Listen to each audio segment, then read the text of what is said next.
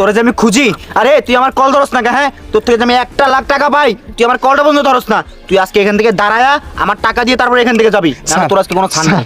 Sir আমার একটু সমাধান, আমি এই গাড়িটা বিক্রি করলে আপনার টাকা আপনারা দিয়ে এই বেটা, তুই গাড়ি বেচ না, যা ইচ্ছে তা কর। তুই আমার টাকা এনে খাড়ায় এখন টাকা দিবি, আর না হলে তুই এনতে এক পা লড়তে পারবি না। ম্যাডাম ম্যাডাম আপনি 1.5 লাখ টাকা দিবেন কিনা কোন?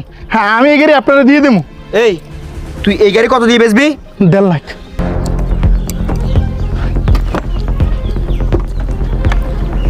এই গাড়ি তুই 1.5 লাখ টাকা দিয়ে বেচবি? হ্যাঁ ভাই। আমি তোর থেকে 1,00,000 টাকা পাই না? হ্যাঁ। আমি তোর 50,000 টাকা পরে দিবো, যা এই গাড়ি আমি নিয়ে যাবো।